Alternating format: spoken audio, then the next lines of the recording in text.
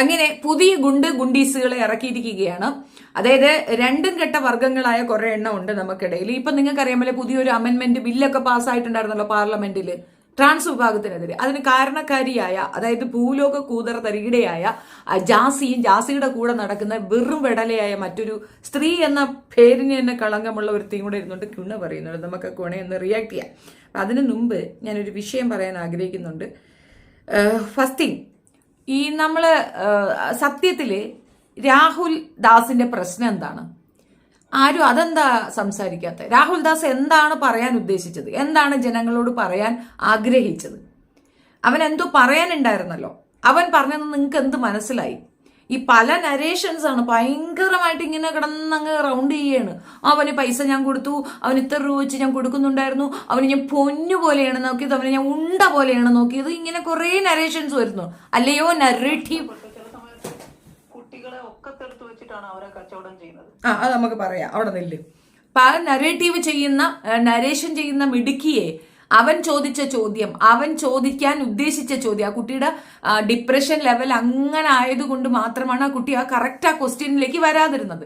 പക്ഷെ ആ ചോദ്യം ഞാൻ ചോദിക്കാടി, തുണി ഉരിഞ്ഞ് തുണി പറിച്ചിട്ടാടി ആ പൈസ കൊണ്ട് നീ മക്കളെ വളർത്തുന്നു എന്ന നരേറ്റീവ് കൊണ്ടുവന്നത് കൊണ്ടാണ് ആ കുട്ടിക്ക് മയക്കെടുക്കേണ്ടി വന്നത്.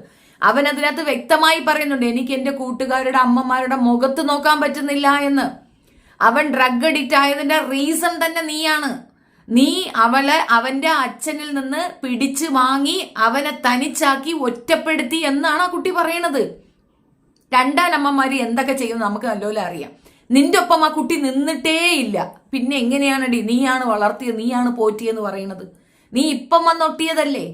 ആ കുട്ടി പിന്നെ 3 വയസ്സ് തൊട്ട്, അതായത് അതിന്റെ പെറ്റമ്മ 3-ാം വയസ്സുള്ളപ്പോഴതിനെ ഇട്ടിട്ട് പോയതാണ്.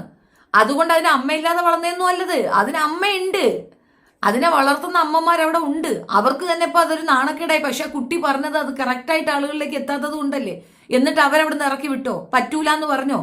ഞാൻ ചെല്ലുമ്പോ ചേർത്ത് പിടിക്കുന്നുണ്ട്. അവർക്ക് അത്രത്തോളം ഇഷ്ടവുമാണ് ആ കുഞ്ഞിനെ. അവരവര് വിട്ടുതരുത്തുമില്ല. അവൻ ജോലിക്ക് പോകാൻ തയ്യാറാണ്. ഇപ്പൊ ഞാൻ പൈസക്ക് ഒരു ഇത് വെച്ചതാണ് ഏറ്റവും വലിയ. അത് ഞാൻ 100 വട്ടം റിപ്പീറ്റ് ചെയ്ത് പറഞ്ഞാലും നിങ്ങൾക്ക് ഇനി മനസ്സിൽ നിങ്ങൾ അതിനകത്ത് അഡമന്റ് ആയിരിക്കും.